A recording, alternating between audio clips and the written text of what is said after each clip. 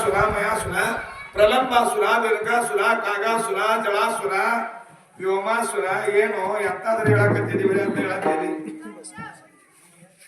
ಇಡೀ ನಮ್ಮ ಈ ಈ ಚರಿತ್ರೆಗೆ ಒಬ್ಬ ಕಳ್ಳಾಯಕ ಪೂರ್ಣ ದೊಡ್ಡ ಯಾರು ಅಂದ್ರೆ ಕಂಸ. ಕಂಸ ಅಂದ್ರೆ ಸಾಮಾನ್ಯ ಅಲ್ಲ. ಕಂಸ ಒಬ್ಬ ದ್ರಮಿಲ ರಾಕ್ಷಸನ ವೀರ್ಯದಿಂದ ಹುಟ್ಟಿದ. ಯಾಕಂದ್ರ ಹೇಳ್ತಿರ್ತಿರ್ಲ ಬೀಜ ಇದ್ದಂಗ ಬೆಳಿ ಬಿಡು ಹೋಗ್ತಿರ್ತಾರ, ಗೊತ್ತಿಲ್ಲ ಏನೋ ಹೇಳ್ತಿರ್ತಾರಪ್ಪ ನಮಗರೆ. ಏನಿದ್ದಾರೆ ಏನ್ ಮಾಡೋ, ಬೀಜ ಇದ್ದಂಗ ಬೆಳಿ ಬಿಡು. ಯಾವ ವೀರ್ಯ ಅಂದ್ರ ಅದು ಹಂಗಲ್ಲ. ದ್ರುಮಿಲ್ ಅನ್ನುವಂತ ಸೌಭಾಗ್ಯದ ದರ್ಶನಾಗಿರ್ತಕ್ಕಂತ ಯಾರು ಅಂದ್ರೆ ಉಗ್ರಸೇನನ ಹೆಂಡತಿ ಸಾತ್ವತಿ, ಆ ತಾಯಿ ಹೂವಿನ ಅಕ್ಷರದೊಳಗೆ ಅಡ್ಡಾಡುವಂತ ಸಂದರ್ಭದಲ್ಲಿ ಆಕಿ ಸೌಂದರ್ಯ ನೋಡಿ ರಾಕ್ಷಸ ಇಳಿದು ಬಂದ ಆಕಿ ಕೂಡ ಹೆಂಗ ಕೂಡಿದ ಅಂದ್ರೆ ಉಗ್ರಸೇನ ರೂಪವನ್ನು ತಗೊಂಡ ಆಕಿ ಕೂಡ ಭೋಗ ಕೂಡಿದಾಗ ಆ ಭೋಗದ ಒಂದು ಪಿಂಡ ಯಾವುದು ಅಂತ ಕೇಳಿದ್ರೆ ಕಂಸ. ಕಂಸನ ಬುದ್ಧಿ ಅಂತಿರ್ಬೇಕು, ನಾನು ದೊಡ್ಡವಾಗಬೇಕು. ಈಗ ಅಟ್ಟಲ್ಲ, ಉಗ್ರಸೇನ ಅರ್ಥ ಇದನ್ನ ಹೇಳತ್ತಿಲ್ಲ ನಾನು. ಹಿರಣ್ಯ ಕಶ್ಯಪನ ದೊಡ್ಡವ ಆಗಬಾರ್ದು ಅನ್ಲಿಲ್ಲ ನಾನು, ಯಾರಿಂದಲೂ ಮರಣ ಆಗಬಾರ್ದು ಅಂದ. ಹಗಲಿ ರಾತ್ರಿ ಒಳಗ ಮನಿ ಹೊರಗ ಏನು ಬಹಳ ಹೇಳಿ ಅನ್ಬೇಡ. ಪಶು ಪಕ್ಷಿ ದನ ಕರ ದೇವ ಮಾನವರು ಹಿಡ್ಕೊಂಡು ಯಾರ ಕಡೆಯಿಂದ ಮರಣ ಆಗಬಾರ್ದು ಅಂತವನು ಹೋಗ್ಯಾನ. ಕಂಸ ಸಹಿತ ಬ್ರಹ್ಮನ ಕುರಿತು ತಪಸ್ಸು ಮಾಡಿ, ಬ್ರಹ್ಮನ ಕುರಿತು ಉಗ್ರ ತಪಸ್ಸು ಮಾಡಿ ಬ್ರಹ್ಮ ಭೇಟಿ ಆದ. ಏನ್ ಬೇಡ್ತಿ ಬೇಡು ಅಂದ. ಬೇಡುವ ಬಳಕ ಚತುರ್ಮುಖ ಬ್ರಹ್ಮ ಭೇಟಿ ಆದ ಬಳಕ ಅವೇನ್ ಹೇಳಿದ ಅಂದ್ರೆ ನನಗೆ ಯಾರಿಂದಲೂ ಮರಣ ಆಗಬಾರ್ದು ಅಂದ. ಕೆಂತವ್ರು ಬಹಳ ಮಂದಿ ಕೇಳ್ಯಾರ ಎಂತ. ನಾ ಆಶೀರ್ವಾದ ಮಾಡ್ಬೇಕಾದ್ರೂ ನನಗ್ ಸಾವಿರ್ಲಿಲ್ಲ ಅಂದ್ರೆ ನಿನಗ್ ಮಾಡಕ್ ಬರ್ತದೆ.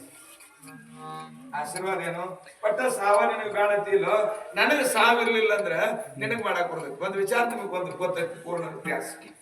ಅಂಜನ ಮಾತಾ 1000 ವರ್ಷ ತಪಸ್ಸು ಮಾಡ್ಯಾರ. ಅದರೇನು 1000 ವರ್ಷ ತಪಸ್ಸು ಮಾಡ್ಯಾರ. ಯಾರನ್ನ ಕುರಿತ? ಮಹಾದೇವರನ್ನ ಕುರಿತ. ಓಂ ನಮ ಶಿವಾಯ, ಓಂ ನಮ ಶಿವಾಯ, ಓಂ ನಮ ಶಿವಾಯ, ಓಂ ನಮ ಶಿವಾಯ ತಪಸ್ಸು ಮಾಡ್ಯಾರ 1000 ವರ್ಷ. ಯಾರ ಭೇಟಿ ಆದ್ರು? ಪರಮೇಶ್ವರ ಭೇಟಿ ಆದ. ಏನ್ ಬಿಡ್ತಿದ್ದಾಯಿ ಅಂದಾಗ ನನಗೆ ಸಾಯಲಾರದಂತ ಮಗನ ಕೊಡಂದ್ಲು. ವಸ್ತ್ರ ಶರೀರವನ್ನ ಕೊಡು. ವಸ್ತ್ರ ಶರೀರ ಇರಬೇಕು. ನಿತ್ಯದೊಳಗ ವೈಕುಂಠಪತಿ ಆದಿ ನಾರಾಯಣನ ಸ್ಮರಣ ಮಾಡ್ತಿರ್ಬೇಕು. ಅಂತ ಮಗನ ಕೊಡಂಗಿದ್ರು ಕೊಡು, ಇದ್ರ ನನ್ನ ಮಕ್ಕಳು ಬ್ಯಾಡ ಹೋಗಂದ್ಲು. ಅವಂದ ಈ ಜಗತ್ತಿನೊಳಗೆ ಎಲ್ಲಾ ಮಕ್ಕಳ ಕೊಟ್ಟಣ, ಕರೆ ಸಾಯು ಮಕ್ಕಳನ್ನ ಕೊಟ್ಟಣಿ.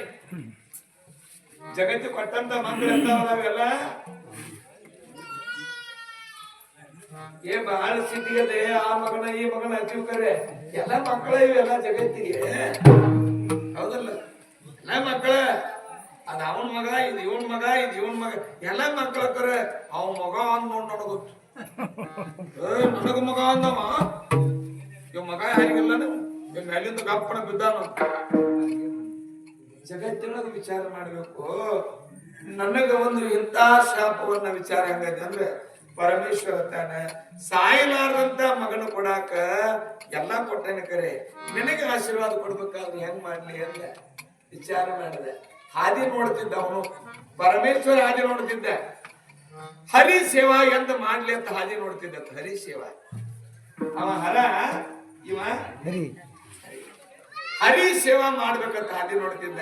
ಇದೇ ಒಂದು ಸಂದರ್ಭ ತಿಳ್ಕೊಂಡು ಇನ್ನು 100 ವರ್ಷ ಮಾಡಿ, ಈಗ 1000 ಆಗಿದೆ, ಇನ್ನು 100 ವರ್ಷ ಮಾಡಿದೆ ಅಂದ್ರೆ ಒಂದು ದಿವಸ ಭಕ್ಸಿ ಮಾಡಿ ತಪಸ್ಸು ಮಾಡು. ನಾನು ನಿನ್ನ ಹೊಟ್ಟಿಲೆ ಹುಡ್ತಾನಂದ. ಸಾಯಲಾರ್ದವ ಅಂದ್ರೆ ನಾವು ಹಬ್ಬ ಅಂತ ಪರಮೇಶ್ವರ.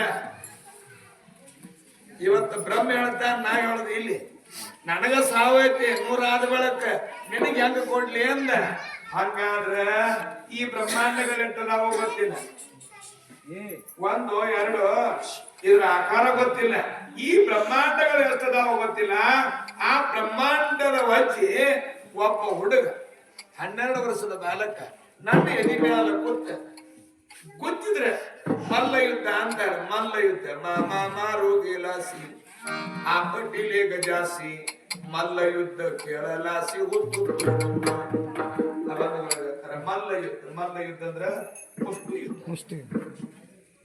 ಒಂದು ಮುಷ್ಟಿಲೆ ಬಂದಿದ್ರೆ ನನ್ನ ಪ್ರಾಣ ಹೋಗ್ಬೇಕು ಅಂತ ಬ್ರಹ್ಮಾಂಡದ ವಚ್ಚಿ ನನ್ನ ಎದಿ ಮ್ಯಾಲ ಬೀಳ್ಬೇಕು ಅಂದಾಗ ನಾ ಸಾಯ್ಬೇಕು ಅಂದ್ರೆ ನಾವು ನೋಡ್ಕೋತ ಪ್ರಾಣ ಬಿಡ್ಬೇಕು ಅಂದದಕ್ಕ ತುಕಾರಾಮ್ ಮಹಾರಾಜರಿಗೆ ಅದೊಂದು ಬರ್ದಾರೆ ಏನಂತೇಳಿ ಅನಂತ ಬ್ರಹ್ಮಾಂಡೇ ಉದರಿ ಒಂದೊಂದು ಅವಾಗ ಹಂಗೆ ಪುಕ್ಕಟ್ಟಿಲ್ಲ ಹಂಗಾದ್ರೆ ತುಕಾರಾಮ್ ಮಹಾರಾಜ್ ಆಗಿದ್ರು ನೋಡ್ರಿ ಇಲ್ಲದ ಬರೆಯಂಗಿಲ್ರಿ ಯಾರ जे झाले अवतार तुका त्यांचे बरोबर प्रत्येक अवतारದೊಳಗೆಲ್ಲ ತುಕಾರಾಮ್ ಮಹಾರಾಜ್ ಇದ್ದವರದ ಅಂಬರೀಷ್ ಪ್ರಹ್ಲಾದ್ ಅಂಗದ್ ಉದ್ದವ್ ರಾಮದೇವ್ ತುಕಾರಾಮ್ ಮಹಾರಾಜ್ ತನಕ ಅಖಂಡ ಸೇವಾ ಮಾಡ್ಕೋತ ಬಂದಿರತಕ್ಕಂತ ತುಕಾರಾಮ್ ಮಹಾರಾಜರು ಬರೀತಾರೆ ಅನಂತ ಬ್ರಹ್ಮಾಂಡೆ ಉದರಿ ಅಂತ ಪಾಪಿಗಳನ್ನು ನಾಶ ಮಾಡೋ ಸಲುವಾಗಿ ಭೂಮಾತಾ ನಿಮಗೆ ಗೊತ್ತದ ವೈಕುಂಠಪತಿ ಆದಿನಾರಾಯಣ ಕಡೆ ಹಾದ ಕೂಡಲೇ ಎಲ್ಲಾರು ಕರ್ಕೊಂಡು ಹೋಗ್ಯಾರ ಒಬ್ಬರನ್ನಲ್ಲ ಬ್ರಹ್ಮನ್ನ ಮಹಾದೇವರನ್ನ ಎಲ್ಲಾ 33 ಕೋಟಿ ದೇವತೆಗಳನ್ನ ಎಂತಿಂತ ಕೌಸ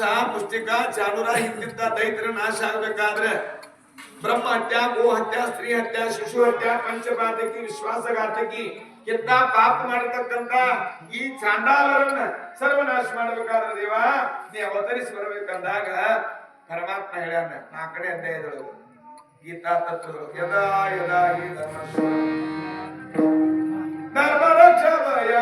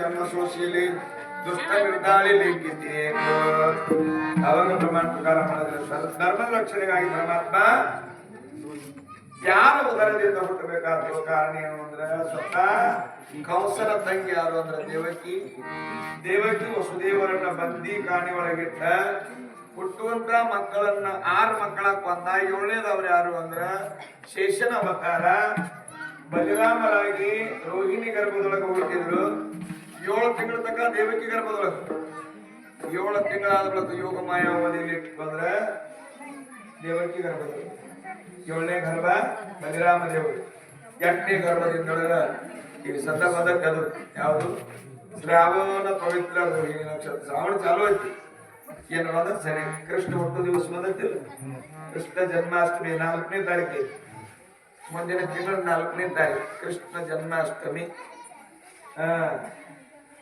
ಅಂತ ಒಂದು ಸುಯೋಗದೊಳಗೆ ಪರಮಾತ್ಮ ಶ್ರಾವಣ ಪವಿತ್ರ ರೋಹಿಣಿ ನಕ್ಷತ್ರ ಆನಂದಾಚೆ ಪಾತ್ರ ವಿಶ್ವಕೇರಿ ಅಷ್ಟಮಿಚ ರಾತ್ರಿ ಜನ್ಮಲಿ ಶ್ರೀಪತಿ ತ್ರೈಲೋಕ್ಯ ಸಂಪತ್ತಿ ಗರಾಲಿ ಪರಮಾತ್ಮ ಹುಟ್ಟಿದ ಮಥುರಾದ ಸೇರ್ತದೆ ಹೆಂಗ್ ಹುಟ್ಟಿರ್ಬೇಕು ಜೇಲುಗಳಿಗೆ ದೊಡ್ಡ ಕತ್ಲ ದೊಡ್ಡ ಇಟ್ಟ ಕತ್ಲಲ್ಲ ಆ ಭಗವಂತ ಅಯೋನಿ ಸಂಭವದಿಂದ ಹುಟ್ಟಿದ ಕೂಡಲೇ ಬರೋಬ್ಬರಿ 12 ಗುಡ್ಡ ಬಂದಿದ್ದಾಗಲ್ಲ ಮಧ್ಯರಾತ್ರಿ 12 ಗುಡ್ಡ ಹೆಂಗ ಬೆಳಕು ಬಿತ್ತಂದ್ರ 1 ಕೋಟಿ ಚಂದ್ರನ ತಂದು ನಿಲ್ಲಿಸಿದಂಗಾಗಿತ್ತು 1 ಕೋಟಿ